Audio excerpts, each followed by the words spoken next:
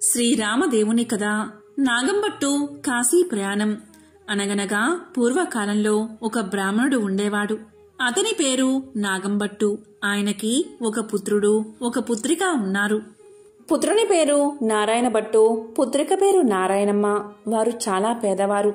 భిక్షాటన చేసి కుటుంబ పోషణ చేసుకునేవారట. అలా కొన్నాళ్లు అయ్యేసరికి నాగంబట్టు కాశీకి వెళ్లి ధనం సంపాదించుకోవాలి అనే బుద్ధి పుట్టిందట.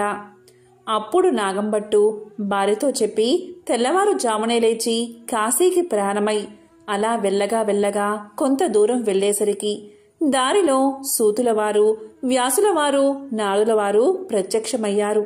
వారు ఇలా పలికారు, "ఓ బ్రాహ్మణుడా, ఎక్కడకు వెళ్తున్నావు?" అని అడిగారు. దానికి నాగంబట్టు ఇలా సమాధానం చెప్పాడు, "అయ్యా, నేను కాశీకి ధనం సంపాదించుకోవడానికి వెళ్తున్నాను" అని చెప్పాడు.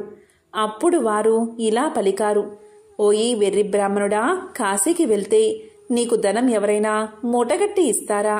కాశీకి వెళ్తే గంగా స్నానం దొరుకుతుంది, విశ్వేశ్వరుల దర్శనం దొరుకుతుంది, అన్నపూర్ణమ్మ దర్శనం దొరుకుతుంది. మేము ఒక కథ చెబుతాము, వింటావా?" అని అడిగారు. అప్పుడు నాగంబట్టు, "మీరు ఏ దేవుని కథో వివరించండి స్వామి" అని వేడుకున్నాడు. అప్పుడు వారు ఇలా చెప్పడం మొదలుపెట్టారు. పూర్వకాలంలో కోసల రాజ్యమనే రాజ్యమున్నది. ఆ రాజ్యాన్ని పాలించే దశరథ మహారాజు సంతానం కోసం పుత్ర కామేష్టి యాగం చేయగా దేవతలు ప్రత్యక్షమై పాయస పాత్రను ఇచ్చారు. అది పట్టుకు వెళ్లి తన భార్యలైన కౌసల్య, సుమిత్ర, కైకేయి అని 3 భార్యలకు ఇచ్చాడు దశరథుడు. అలా వారు 3 భుజించగాని గర్భవతులు అయ్యారు. 9 మాసాలు నిండగాని చైత్ర శుద్ధ నవమి నాడు పునర్వసు నక్షత్రాన శ్రీరామ, లక్ష్మణ, భరత శత్రుఘ్నులు అనే 4 కుమారులు జన్మించారు. వారు దినదిన ప్రవర్ధమానులై బాలచంద్రుడి వలె పెరుగుతూ ఉన్నారు. కొన్నాళ్లు గడిచేసరికి విశ్వామిత్రుడు వచ్చి రామలక్ష్మణులిద్దరినీ యాగ సంరక్షణార్థం తనతో పంపమని దశరథ మహారాజుని అడగగా విశ్వామిత్రుడితో రామ లక్ష్మణులను పంపడానికి దశరథుడు అంగీకరించగా ముని వారిద్దరికీ బల, అతిబల అని విద్యలను నేర్పాడు. రాముడు తాటకిని చంపి శివుడి విల్లు విరిచి సీతను పెళ్లాడి అహల్యను శాప విమోచనం చేసి పరశురాముని గర్భభంగం చేసి కైకవరం చేత 14 ఏళ్లు అరణ్యవాసంలో ఉండగా రావణాసురుడు సీతను ఎత్తుకుని పోగా లంకాపురమునకేగి లంకా దహనం చేసి రావణాసురుడిని వధించి విభీషణుడికి పట్టం గట్టి తిరిగి వచ్చి పట్టాభిషిక్తుడై సుఖంగా రాజ్యాన్ని ఏలుతూ ఉన్నాడు. ఇది రామదేవుని కథగా చెప్పి 5 లక్ష్మీవారాలు పూజలు చేసి ఆవునేతితో దీపం పెట్టి ఆవు పాలు, గోధుమ రవ్వ, పంచదార కలిపి 5 ఉండలుగా ప్రసాదం చేసి రామదేవునికి నైవేద్యం పెట్టాలి.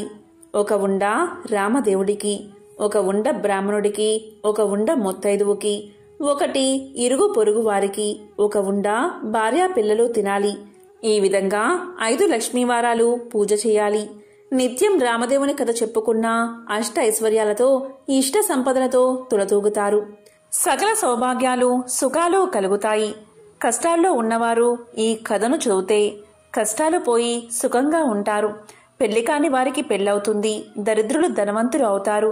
చెవిటివారికి చెవుడు పోతుంది. గుడ్డివారికి కళ్ళు వస్తాయి. శరీరంలో ఏ జాడ్యాలు ఉన్నా పోతాయి. శత్రువులు మిత్రులవుతారు. పోయిన పదార్థాలు చేతికి వస్తాయి. తీర్థయాత్ర ప్రాప్తి కలుగుతుంది. దైవ దర్శనం అవుతుంది. ఇహలోక సౌఖ్యాలన్నీ పొందిన తర్వాత వైకుంఠ ప్రాప్తి కలుగుతుంది. ఈ విధంగా రామదేవుని కథ చెప్పి శ్రీరాముల వారిని సకలోపచారాలతో పూజించి నైవేద్యం సమర్పించాలని నీవు ఇంటికి వెళ్ళమని చెప్పారు ఋషులు. దీంతో నాగంబట్టు ఇంటికి వెళ్లేసరికి అతని ఇంట ధనధాన్యాలు తులదొగుతూ ఉన్నాయి. అప్పట్నుంచి రాముల వారిని మరవకుండా పూజ చేస్తూ ఉన్నాడు. కొంతకాలం గడిచేసరికి నాగంబట్టు కాశీకి వెళ్ళాలి అనుకున్నాడు. అందుకని అతను కొంచెం ధనం మూటకట్టుకుని కాశీ కావడి భుజం మీద వేసుకుని కుమారుణ్ణి, కుమార్తెను పిలిచి, "అబ్బాయి, అమ్మాయి, మీరు కథ విడవకుండా శ్రద్ధగా చెప్పుకుంటూ ఉండమని నారాయణమ్మతోనూ నారాయణభట్టుతోనూ చెప్పి కాశీకి ప్రయాణమై వెళ్లిపోయాడు. ఆ మరునాడు కుమారుడు ఆయా వారానికి వెళ్ళి వచ్చి, అమ్మా రామదేవుని కదా చెబుతాను, విందువుగాని రామ్మా అని పిలిచాడు. దానికి తల్లి, నాయనా వంటవేళ పొద్దున్నే దాసి పాచిపనికి వచ్చే వేలైనది, ఇప్పుడు కథ వినను అని పలికింది. మళ్లీ మధ్యాహ్నం కథ చెబుతాను, విందువుగాని రావమ్మా అని పలికాడు. దానికి తల్లి, ఇప్పుడేమి కథ నాయనా, పడకవేళ నిద్రవేళ, ఇప్పుడు వినను అని పలికింది. సాయంత్రం అయిన తర్వాత మంగళహారతులిచ్చి తిరిగి అమ్మను పిలవగా ఆమె పాలు కాచి తోడు వేయాలి, బంగారం వెండి దాచాలి అని చెప్పింది. నారాయణ భట్టు ఈమెకు దరిద్రకాలం సంభవించుచున్నది అని తలిచి పడుకున్నాడు. దీంతో రామదేవునికి కోపం వచ్చి ఎలా వచ్చిన ఐశ్వర్యాలు అలాగే వెళ్లిపోగా బిందెలు చెంబులు గిన్నెలు అన్నీ దొరలి ఇరుగు పొరుగు వారి ఇళ్లకు వెళ్లిపోయాయి. పూర్వం నుంచి ముష్టి ఎత్తుకుని చిల్లు రాగి చెంపు కూడా దొర్లి వెళ్లిపోతూ ఉండడం వల్ల అప్పుడు నారాయణమ్మ చూసి, అమ్మా అదైనా ఉంచమని కోరవే అమ్మా అని చెప్పగా ఆమె అదైనా ఉంచు రామదేవుడా తండ్రి అని వేడుకోగా ఆ చెంబు తప్ప మిగతావన్నీ వెళ్లిపోయాట. వారి గూటిలో ఉన్న వెండి కంచం కూడా దొర్లిపోతూ ఉండగా అప్పుడు ఆమె కంచం అంచు పట్టుకుని లాగినదట. సగం అంచు వారికి, సగం అంచు పొరుగువారికి వెళ్లిపోయిందట. మరునాటి ఉదయమున ఆమె వారింటికి నిప్పు కోసం వెళ్లి వారింట్లో ఉన్న కంచం అంచు మాదే అన్నదట. మీ కంచం అంచు మా ఇంటికి ఎలా వచ్చిందమ్మా? మేము మీ ఇంటికి వచ్చామా, మీరు మా ఇంటికి వచ్చారా, కాబట్టి ఆ కంచం మాదే అన్నారట. అలా కాదు, మా ఇంట్లో కూడా కంచం అంచు ఉంది, పట్టుకుని వస్తానని రెండూ దగ్గర పెట్టి చూడగా రెండూ అతుక్కుపోయాయట. మాది అని వారు పుచ్చుకున్నారట. దీంతో సిగ్గుపడి ఇంటికి వచ్చిందట తల్లి. అప్పుడు కుమారుడు చూసి, ఏమన్నారమ్మా అని అడగగా మాదే అని వారే పుచ్చుకున్నారని సమాధానం చెప్పిందట. అప్పుడు కుమారుడు, ఇప్పుడు రామదేవుని కథను చెబుతాను, వింటావమ్మా అని అడిగాడు. నేను కథ వినను, కార్యము వినను, ఏ పని పాటో చేసుకుని బతుకుతా కాని రామదేవుని కథ మాత్రం వినను అని పలికింది తల్లి. దీంతో ఎలా వచ్చిన ఐశ్వర్యం అలాగే వెళ్లిపోయింది. నీ చెల్లెల్ని మాత్రం తీసుకుని వెళ్లి ఎవరికైనా ఇచ్చి పెళ్లి చేయమని చెప్పింది తల్లి. ఆమె ఆజ్ఞ ప్రకారంగా నారాయణ భట్టు ప్రయాణమయ్యాడు. వారు ఊరు చివరికి వెళ్లేసరికి కాశీకి వెళ్లిన నాగంభట్టు తిరుగు ప్రయాణమై ధనం మూటగట్టుకుని వస్తున్నాడట. కొంత దూరం వచ్చేసరికి ఆయన ఊరు చివరకు వచ్చినారు. అక్కడ కోనేరు కనిపించింది. ఆ కోనేరులో కాలు కడుక్కుంటూ ఉండగా ఎక్కడ్నుంచో ఒక పెద్ద గరుడ పక్షి వచ్చి ఆ డబ్బు మూటను ఎత్తుకుపోయింది. అయ్యో అని నాగంభట్టు విచారిస్తూ ఇంటికి వస్తూ ఉండగా కొంత దూరం వచ్చేసరికి నారాయణమ్మను, నారాయణ భట్టును చూసి, అబ్బాయి అమ్మాయి మీరు సుఖంగా ఉన్నారా అని అడిగాడు. ఏమున్నది నాన్నగారు, యథాప్రకారానికి ఏమీ లోటు లేదు. మీరు వెళ్ళినది మొదలు కథ చెబుతానో వినమంటే అమ్మ వినలేదు. కాబట్టి రామదేవునికి కోపం వచ్చి ఎలా వచ్చిన ఐశ్వర్యం అలాగే వెళ్లిపోయింది అని జరిగిందంతా తండ్రికి చెప్పారు. ఆమె ఆజ్ఞ ప్రకారం వెంటబెట్టుకుని వస్తున్నాను. మీ ఆజ్ఞ ఏమిటి నాన్నగారు అని నారాయణ భట్టు తండ్రిని వేడుకోగా, సరే అలాగే చేయమని చెప్పి నాగంభట్టు విచారిస్తూ ఇంటికి వెళ్ళాడు. నారాయణ భట్టు నారాయణమ్మను వెంటబెట్టుకుని వెళ్తూ ఉన్నాడు. వెళ్ళగా వెళ్ళగా కొంత దూరం వెళ్లేసరికి నారాయణ భట్టుకు బ్రాహ్మణుడు కనిపించాడు. అప్పుడు నారాయణ భట్టు ఆ బ్రాహ్మణుడితో, ఓ బ్రాహ్మణుడా, నా చెల్లెల్నిచ్చి పెళ్లి చేస్తాను, చేసుకుంటావా అని అడిగాడు. దానికి ఆ బ్రాహ్మణుడు కూడా, నాకు పెళ్లి వద్దు, పేరంటము వద్దు, ఇదివరకే 2 భార్యలున్నారు అని సమాధానం చెప్పాడు. మరలా నారాయణ భట్టు నారాయణమ్మను వెంటబెట్టుకుని వెళ్తూ ఉండగా త్రోవలో ఒక పెద్ద పూలతోట కనిపించింది. ఆ తోటలో అన్నా చెల్లెలు కూర్చుని రామదేవుని కథ చెప్పుకుంటూ ఉండగా ఎక్కడ్నుంచో ఒక బ్రాహ్మణ యువకుడు వచ్చి పూలు కోసుకుంటూ ఉండగా ఆ యువకుణ్ణి చూసి నారాయణ భట్టు, ఓ బ్రాహ్మణుడా, నీకు నా చెల్లెల్నిచ్చి పెళ్లి చేస్తాను, చేసుకుంటావా అని అడిగాడు. దానికి ఆ బ్రాహ్మణుడు, పెళ్లి చేస్తానంటే వద్దంటానా, కానీ మా గురువుగారు ఉన్నారు, వారి ఆజ్ఞ ప్రకారం ఆయన పెళ్లి చేసుకోమంటేనే చేసుకుంటాను అని సమాధానం చెప్తాడు. అప్పుడు నారాయణ భట్టు, మీ గురువుగారు ఎక్కడున్నారు అని అడగగా పలానా తోటలో ఉన్నారని బ్రాహ్మణుడు సమాధానం చెప్తాడు. వెంటనే నారాయణ భట్టు గురువుగారి దగ్గరకు వెళ్ళి ఇలా పలుకుతాడు. అయ్యా గురువుగారు, మీ శిష్యుడికి నా సోదరునిచ్చి పెళ్లి చేస్తాను, తమరు ఒప్పుకుంటారా అని అడగగా అంతట గురువుగారు ఇలా పలికారు. బ్రహ్మచారిని గృహస్థుడిగా చేస్తానంటే వద్దంటానా? కాని వాడి దగ్గర చింతాకంత బంగారం లేదు, గోపాదమంతా భూమి లేదు. మీకిష్టమైతే చెయ్యండి, కష్టమైతే మానేయండి అని పలికారు గురువుగారు. అప్పుడు నారాయణ భట్టు గురువుగారికి దండం పెట్టి అలాగ ఎక్కడికో వెళ్ళి 4 అరిటాకులు తెచ్చి పందిరి వేసి గుచ్చిన ముత్యాల తోరణాలు కట్టి గుచ్చని ముత్యాలు తలంబ్రాలు పోసి 70 యాగాల నారాయణమ్మనిచ్చి పెళ్లి చేశాడు. వారు అక్కడే కూర్చుని కథ చెప్పుకున్నారట. అలా కొన్నాళ్లు గడిచేసరికి ఒక విప్రుడు వచ్చి ఇలా పలికాడట. మీకు 4 ఎకరాల భూమిని దారపోస్తాను, పుచ్చుకోవలసిందిగా చెప్పగా అప్పుడు వారు, మేము రామదేవుని కథ చెప్పుకుంటున్నాము, కథ అయితే పుచ్చుకుంటాం, మీకిష్టమైతే కూర్చుని కథ వినండి అని పలికారు. కథ అయిన తర్వాత ఆ బ్రాహ్మణుడు రాగి చెంపులో నీరు పోసి పలానా తోటలో ఆస్తి ఉన్నది, అనుభవించమని 4 ఎకరాల భూమి వారికి దారపోసి ఆ విప్రుడు ఎక్కడికో వెళ్ళిపోయాడు. ఆ 4 ఎకరాల భూమి అనుభవిస్తూ కథ చెప్పుకుంటూ అక్కడే ఉండిపోయారు. అలా కొన్నాళ్లు గడిచేసరికి ఆ ఊరి రాజుగారు ఒక భవనం కట్టించి కొంత ధనం పుణ్య దంపతులకు దారపోయాలని చూస్తున్నారట. ఎక్కడ వెతికినా సరైన పుణ్య దంపతులు రాజుకు దొరకలేదు. ఆ రాత్రి రామదేవుడు రాజు కల్లో కనిపించి, పలానా తోటలో పుణ్య దంపతులు ఉన్నారు, వారిని తీసుకువచ్చి దారపోయండని ఆజ్ఞాపించాడట. రామదేవుని ఆజ్ఞ ప్రకారం మర్నాడు ఉదయమే లేచి 16 మంది బోయలను పల్లకిని పంపాడంట రాజు. వారక్కడకు వెళ్ళి, ఏమండోయ్, మా దేశపు రాజుగారు ఒక గృహం కొంత భాగం మీ ఇద్దరికీ దారపోస్తారట, మిమ్మల్ని వెంటబెట్టుకుని రమ్మని పంపారు, కాబట్టి రావాల్సింది అని అడిగారు. అప్పుడు ఆ దంపతులు, మేము రామదేవుని కథ చెప్పుకుంటున్నాం, మీకిష్టమైతే కూర్చుని కథ వినండి అనగా బోయిలు కథ విన్న తర్వాత ఆ పుణ్య దంపతులను తీసుకుని వెళ్లి రాజుగారికి అప్పగించారు. దీంతో రాజు సంతోషంతో గృహాన్ని ధనాన్ని వారికి దారపోసి వెళ్లిపోయాడు.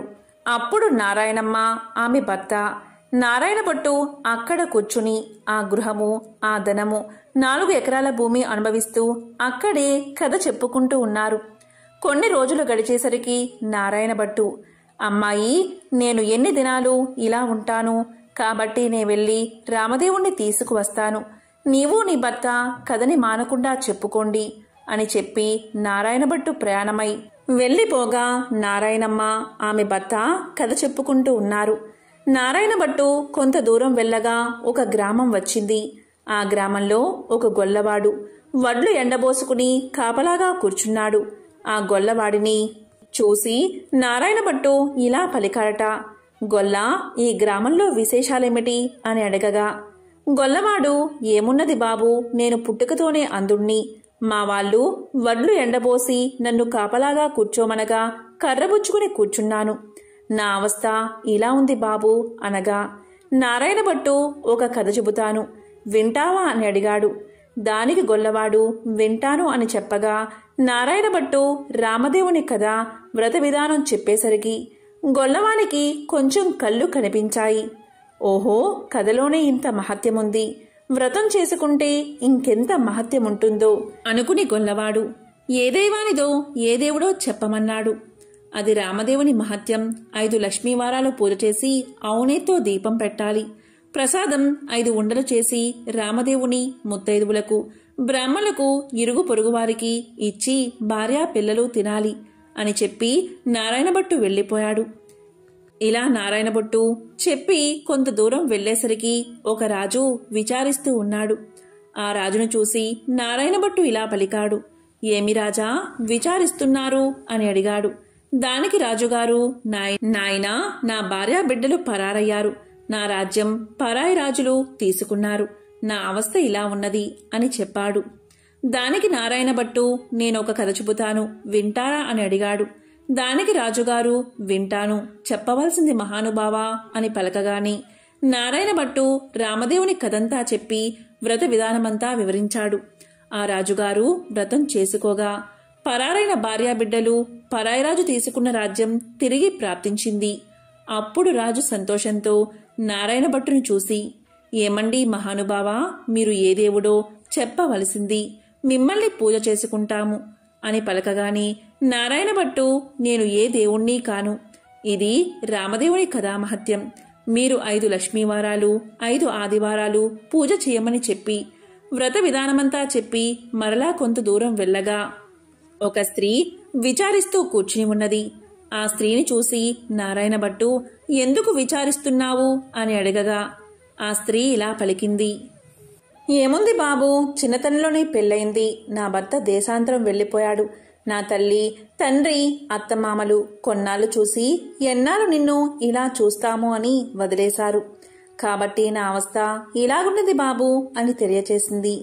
అప్పుడు నారాయణ భట్టు, నేనొక కథ చెబుతాను, వింటావా అని అడిగాడు.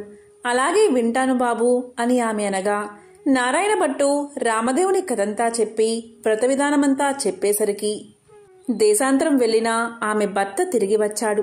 తల్లి, తండ్రి, అత్తమామలు వచ్చారు. ఆమె సంతోషించి నారాయణ భట్టుని చూసి, ఏమండి మహానుభావా, మీరు ఏ దైవానివో, మిమ్మల్ని మేము పూజ చేసుకుంటాము అని చెప్పగా దానికి నారాయణ భట్టు ఇలా సమాధానం చెప్పాడు, నేను ఏ దైవాన్ని కాదు, ఇదంతా రామదేవుని కథామహత్యం. 5 లక్ష్మీవారాలు 5 ఆదివారాలు మానకుండా పూజ చేయమని కథ విధానమంతా చెప్పి కొంత దూరం వెళ్లేసరికి ఒక గ్రామం వచ్చింది.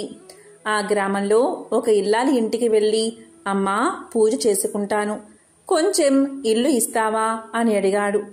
దానికి ఆమె, మా ఇంటిలో మడి ఆచారం కనుక కుదరదు, ఇల్లు లేదు, వెళ్ళిపో అన్నది. అప్పుడు నారాయణ భట్టు, కోనేరైనా చూపించు తల్లి అని అడిగాడు. దానికి ఆమె, తూర్పు దిశ ఈశాన్య మూలగా ఒక కోనేరున్నది, వెళ్ళమని పలికింది.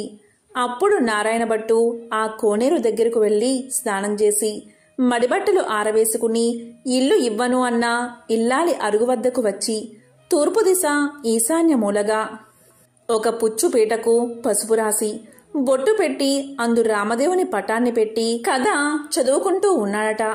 ఇంతలో ఆమె యువతలకు వచ్చి చూడగా నారాయణ భట్టు ఆమెకు తాంబూలము, దక్షిణ ప్రసాదం ఇచ్చాడట. ఆమె పుచ్చుకుని లోపలికి వెళ్లిపోయింది. తరువాత నారాయణ భట్టు కథ చదువుకుని అక్షింతలు తల మీద వేసుకుని ఇంటి మీద వేసి వెళ్లిపోయాడు. అతడు ఇలా వెయ్యగానే ఆ ఇల్లు ఇంద్రభవనం అయినది. అప్పుడు ఆ ఇంటి ఇల్లాలు యాయావారానికి వెళ్లిన తన భర్త తిరిగి వస్తే ఇల్లు తెలుసుకోలేడని ఆమె వీధి అరుగు మీద కావలి కూర్చుని ఉంది. ఇంతలో ఆమె భర్త ఎడమోటా పెడమోటా వేసుకుని ఇల్లు కానక కంగారు పడి అక్కడ నిలబడి ఉన్నాడు. ఆమె చూసి, ఇల్లు ఇదే, ఇలా రండి అని పలకగా ఆమె భర్త, ఇది మన ఇల్లు కాదు, నేను రానని సమాధానం చెప్పాడు. కాదండి, ఇది మన ఇల్లే, ఇలా ఎందుకైతో చెబుతాను వినండి. ఎక్కడ్నుంచో ఒక బ్రాహ్మణుడు వచ్చి పూజ చేసుకుంటాను, ఇల్లు ఇవ్వమన్నాడు. నేను ఇవ్వనని సమాధానం చెప్పాను. అప్పుడు అతను ఒక కోనేరైనా చూపించమన్నాడు. అప్పుడు నేను తూర్పు దిశగా ఈశాన్యమూల కోనేరున్నదని చెప్పాను. అతడు కోనేరు దగ్గరకు పోయి స్నానం చేసి మడిబట్ట ఆరవేసుకుని మన అరుగు మీదకు వచ్చి ఒక పీటకు పసుపు రాసి బొట్టు పెట్టి తూర్పు దిశ ఈశాన్యమూలగా పెట్టి అందు రామదేవుని పటాన్ని పెట్టి పూజ చేసి ఆవు పాలు, గోధుమ నూక, పంచదార కలిపి ప్రసాదంగా ఉండలు చేసి రామదేవుడికి నైవేద్యం పెట్టి కథ చెప్పుకుంటూ ఉన్నాడు. నేను బయటకు వచ్చేసరికి తాంబూలాది దక్షిణ ప్రసాదాలు నాకు ఇచ్చాడు. నేను లోపలికి వెళ్లిపోయి తిని కూర్చున్నాను. అతడు కొన్ని అక్షింతలు తల మీద వేసుకుని మరికొన్ని అక్షింతలు మన ఇంటి మీద వేసి వెళ్లిపోగా ఇల్లు ఇలా ఇంద్రభవనంగా మారింది. ఇదంతా ప్రసాద మహత్యమని పలికింది ఆ ఇల్లాలు. దానికి ఆమె భర్త, ఆయన పూజ చేసుకుంటానంటే వద్దన్నావా? నిర్భాగ్యురాలా, పాపిష్టిదానా, అతడు ఏ దిశగా వెళ్లాడో చెప్పు అని పలకగా ఈశాన్య మూలగా వెళ్లాడని భార్య తెలియచేసింది. అప్పుడు అతను నారాయణ భట్టుకును వెదుగుతూ బయలుదేరాడు. కొంత దూరం వెళ్ళగా నారాయణ భట్టు ఆ బ్రాహ్మణుడికి కనిపించాడు. అప్పుడా బ్రాహ్మణుడు, ఏమండోయ్ మహానుభావా, మీరు మా ఇంటికి రావలసినది, మిమ్ము పూజించుకుంటామని పలికాడు. దానికి నారాయణ భట్టు, మీ ఇంటికి ఇప్పుడు రాను, రామదేవుని వెతుకుతుంటూ వెళుతున్నాను అని పలకగా అప్పుడా బ్రాహ్మణుడు, అలా కాదు మహానుభావా, మీరు మా ఇంటికి వచ్చి పూజ చేసుకుంటానంటే మా వాళ్ళు ఇల్లు ఇవ్వనన్నారు. కాబట్టి మాదే తప్పు. మా తప్పు క్షమించి మా ఇంటికి రావలసినది. మీరు ఏ దైవమో చెప్పండి, మిమ్మల్ని మేము పూజించుకుంటాము అని పలికాడు. అప్పుడు నారాయణ భట్టు, మీ ఇల్లు కాబట్టి మీరు ఇవ్వనన్నారు, మీ తప్పేమీ లేదు, రావడం నాదే తప్పు అని పలికాడు. నేను ఏ దేవుణ్ణి కాదు, ఇదంతా రామదేవుని కథా మహత్యం. మీరు ఇంటికి వెళ్లి 5 లక్ష్మీవారాలు 5 ఆదివారాలు పూజ చేసుకోండి అని చెప్పి వ్రత విధానమంతా అతనికి తెలియచేశాడు. రామదేవుణ్ణి వెతుక్కుని వచ్చేటప్పుడు మీ ఇంటికి వస్తాను అని సమాధానం చెప్పాడు నారాయణ భట్టు. అప్పుడా బ్రాహ్మణుడు ఇంటికి వచ్చి, కథలోనే ఇంత మహత్యముంది, వ్రతం చేసుకుంటే ఇంకెంత మహత్యం ఉంటుందో అని పూజ చేసుకుని కథ చెప్పుకుని అష్ట ఐశ్వర్యాలతో అష్ట సంపదలతో తులుతూగుతూ ఉన్నాడు. ఇక నారాయణ భట్టు ఎండనక వాననక తిండనక తెప్పలనక ఆకలనక దప్పికనక చెట్టనక పుట్టనక నీడనక భయమనక అర్ధరాత్రి అనక అరణ్యాల వెంబడి వెళుతూ ఉండగా కొంత దూరం వెళ్లేసరికి నారాయణ భట్టు మూర్చిల్లి ముఖం తిరిగి పడిపోయాడు. అప్పుడు రామదేవుడికి దయ కలిగి ముసలి బ్రాహ్మణ వేషంతో వచ్చి నారాయణ భట్టు ముఖం తుడిచి లేవదీసి మంచినీళ్లు ఇచ్చి మా ఇంటిలో భోజనం చేద్దువుగాని రమ్మని పలికాడు. నేను భోజనం మాత్రం చేయను, నేను రామదేవుణ్ణి వెతుక్కుంటూ వెళ్తున్నాను, ఒక కోనేరు మాత్రం చూపిస్తే స్నానం చేసి వస్తాను అని పలికాడు. దానికి ఆ బ్రాహ్మణుడు, తూర్పు దిశలో ఈశాన్య మూల ఒక కోనేరు ఉన్నది, వెళ్ళమని చెప్తాడు. దాంతో నారాయణ భట్టు ఆ కోనేరు వద్దకు వెళ్లి స్నానం చేసి పైకి వచ్చేసరికి అక్కడ ఇంద్రభవనంలా మారిపోతుంది. లోపలకు వచ్చేసరికి సీతమ్మవారు వెండి కంచాలు వెండి పీటలు పైడి కంచాలు కనిపించాయి. అప్పుడు నారాయణ భట్టుకు రామదేవుడు సీతమ్మ ఎదురై, మా ఇంటిలో భోజనం చేద్దువు గాని రమ్మన్నారట, నేను భోజనం మాత్రం చెయ్యను, రామదేవుణ్ణి వెతుక్కుంటూ వెళ్తున్నాను అని నారాయణ భట్టు పలికాట. అప్పుడు దానికి నేనే రామదేవుణ్ణి అని చెప్పగా, అయితే కావచ్చు మహానుభావా, నాకు దర్శనం కావాలి అని చెప్పగా, అప్పుడు పులిచర్మంతో రుద్రాక్షలతో విభూతి రేఖలతో నడుమున నాగాభరణంతో శిరస్సున గంగతో పక్కన పార్వతీదేవితో త్రిశూలం త్రినేత్రముతో నంది వాహనుడై ఈశ్వరుడు ప్రత్యక్షమయ్యాడు. అప్పుడు నారాయణ భట్టు వారిని స్తోత్రం చేశాడు. వందే శంభు ముమాపతి సురగురం వందే జగత్కారణం వందే పన్నగభూషణం మృగధరం వందే పశూనాంపతిం వందే సూర్య శశాంక వహ్నినయనం వందే ముకుంద ప్రియం వందే భక్త జనాశ్రయంచ వరదం వందే శివశంకరం అని స్తోత్రం చేయగా ఈశ్వరుడు ప్రత్యక్షమయ్యాడు. అప్పుడు నారాయణ భట్టు విష్ణుమూర్తి కూడా ప్రత్యక్షం కావాలని కోరాడు. అప్పుడు విష్ణుమూర్తి వక్షస్థలమున వనమాలికతో మెరుపు తీగ వంటి లక్ష్మీదేవితో శంఖచక్ర గదాధరుడై నెమలి పింఛం ధరించి ప్రత్యక్షమయ్యాడు. అప్పుడు హరిణి కూడా ఈ విధంగా స్తోత్రం చేశాడు. శాంతాకారం భుజగశయనం పద్మనాభం సురేశం విశ్వాకారం గగన సదృశం మేఘవర్ణం శుభాంగం లక్ష్మీకాంతం కమలనయనం యోగి హృద్యానగమ్యం వందే విష్ణుం భవభయహరం సర్వలోకైకనాథం అని స్తోత్రం చేయగా విష్ణుమూర్తి ప్రత్యక్షమయ్యాడు. అప్పుడు నారాయణ భట్టు రామదేవుడు ప్రత్యక్షం అవ్వాలి అన్నాడు. రామదేవుణ్ణి స్తోత్రం చేసేసరికి హనుమ సీతారామ లక్ష్మణ భరత శత్రుఘ్నులు సపరివార సహితంగా శ్రీరామచంద్రుడు ప్రత్యక్షమయ్యాడు. అప్పుడు రామదేవుడు ఇప్పుడైనా భోజనం చేస్తావా అని నారాయణ భట్టును అడిగాడు. అలాగే చేస్తా కాని భోజనం అయిన తర్వాత నాతో వస్తానని అభయహస్తమిస్తే భోజనం చేస్తానని పలికాడు. అప్పుడా సీతమ్మ తల్లి 4 కూరలు నవకాయ పిండి వంటలతో పంచభక్ష పరమాన్నాలు వండి వెండి కంచాలు పైడి పీటలు వేసి వారు బంధుకోటి పరివార సహితంగా నారాయణ భట్టుకు సీత మహాతల్లి భోజనం వడ్డించింది. అందరూ భోజనాలు చేసి లేచి కర్పూర తాంబూలాలు వేసుకున్న తర్వాత నాతో వస్తానని అభయహస్తమిచ్చావు, కావున మా ఇంటికి నాతో రావాల్సిందని కోరాడు నారాయణ భట్టు. అప్పుడు నారాయణ భట్టు ముందు రామదేవుడు వెనుక తాను బయలుదేరి వెళ్తున్నారు. అలా కొంత దూరం వెళ్లి నారాయణ భట్టు వెనుతిరిగి చూశాడు. అప్పుడా రామదేవుడు కనిపించలేదు. అంత నారాయణ భట్టు ముఖం తిరిగి మూర్ఛ వచ్చి నేలమీద పడిపోయాడు. అప్పుడు రామదేవుడికి దయకలిగి ఒక ముసలి బ్రాహ్మణ వేషంలో వచ్చి నారాయణ భట్టు ముఖం తుడిచి లేవదీసి మంచినీళ్లు ఇచ్చి, ఏమీ ఇలా పడిపోయావు? నాతో నడవలేని వాడవు, నన్ను ఎందుకు రమ్మన్నావు అని అడిగాడు. దేవా, నీ మహిమను బ్రహ్మాది దేవతలు, యోగీశ్వరులు, మునీశ్వరులు తపస్సులు తెలుసుకోలేరు. నీ మహత్యం తెలుసుకోవడానికి నేనెంత వాడని, నా తప్పులు క్షమించి నాతో రావలసినది అని నారాయణ భట్టు రామదేవుణ్ణి ప్రార్థించాడు. అప్పుడు రామదేవుడు, అలాగే వస్తానని, నీవు వచ్చేటప్పుడు ఎవరి ఇళ్లకు వెళ్లావో వారి ఇళ్లకు నన్ను కూడా నీ భుజాలపై ఎక్కించుకుని తీసుకెళ్లమన్నాడు. అప్పుడు నారాయణ భట్టు రామదేవుణ్ణి భుజాలపై ఎక్కించుకుని కొంత దూరం వచ్చేసరికి ఇల్లు ఇవ్వను అని చెప్పిన ఇల్లాలి ఇంటికి వచ్చారు. అక్కడ ఆ ఇల్లాలు ఆమె భర్త కూర్చుని రామదేవుని కథ చెప్పుకుంటున్నారు. వారి భక్తికి మెచ్చి వారికి అష్ట ఐశ్వర్యాలు, ఆయురారోగ్యాలు ఇచ్చి కాపాడి రక్షించాడు రామదేవుడు. మరికొంత దూరం వచ్చేసరికి గొల్ల ఇల్లు వచ్చింది. ఆ రోజు ఆదివారం. నారాయణ భట్టు చెప్పిన మాదిరి పూజ చేసుకుని కథ చెప్పుకుంటున్నారు. వారిని మెచ్చి ఐశ్వర్యాలు, ఆయురారోగ్యాలు ఇచ్చి సిరి సంపదలు ఎడబాయకుండా వారిని కాపాడి రక్షించారట. ఇంకా కొంత దూరం వచ్చేసరికి చెల్లెలి ఇల్లు వచ్చింది. అక్కడ వారు రామదేవుని కథ చెప్పుకుంటూ బంగారపు ఉయ్యాల్లో ఊగుతున్నారు. వారిని మెచ్చి ఆయురారోగ్యాలు ఇచ్చి సిరి సంపదలు ఇచ్చి కాపాడి రక్షించాట రామదేవుడు.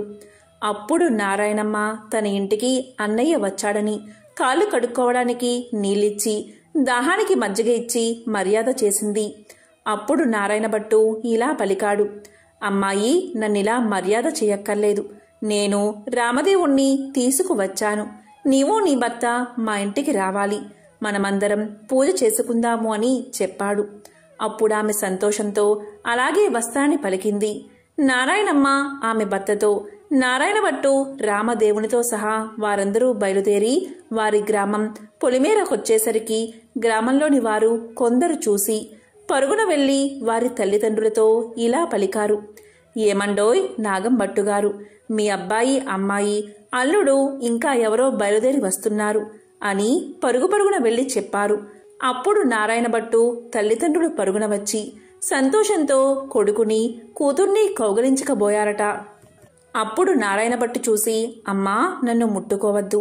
ఇప్పుడు నేను రామదేవుణ్ణి తీసుకువస్తున్నాను. మీరు మా ఇంటికి వెళ్లి 4 మూలలు దులిపి నల్లగా అలికి తెల్లగా ముగ్గు పెట్టి పచ్చగా పసుపు రాసి మామిడాకుల తోరణాలు కట్టి ఒక పీటకు పసుపు రాసి బొట్టు పెట్టి తూర్పు దిశ ఈశాన్య మూలగా ఉంచి రామదేవుని పటం పెట్టి గోధుమ నూక, పంచదార, ఆవుపాలు కలిపి ప్రసాదం 5 ఉండలు చేసి పూజకు అన్నీ సిద్ధం చేసి నాకు కబురు చెయ్యండి.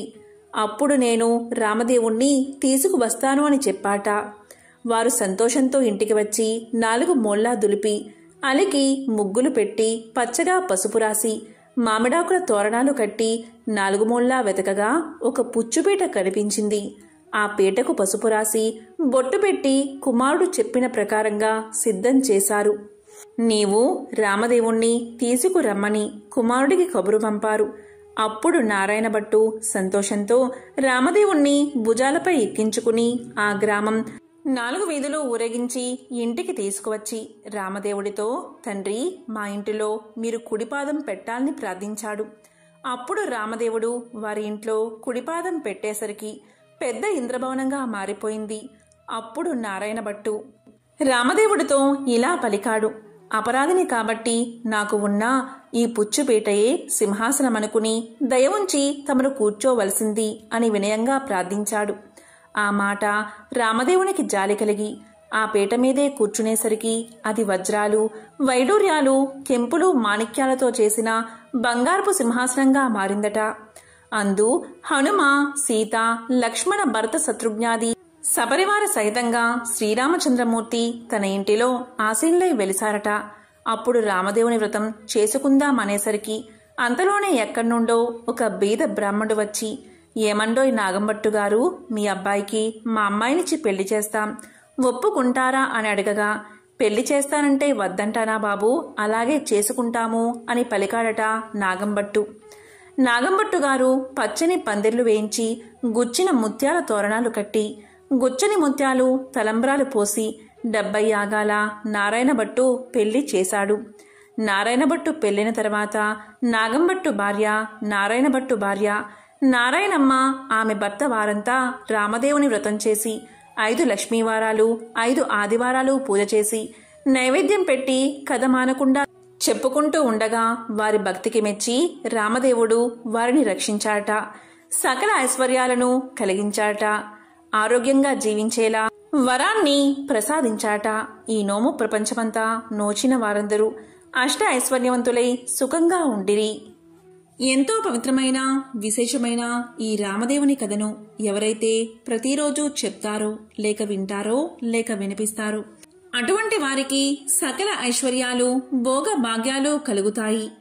ఆ శ్రీరామచంద్రుడి అనుగ్రహం తప్పకుండా కలుగుతుంది.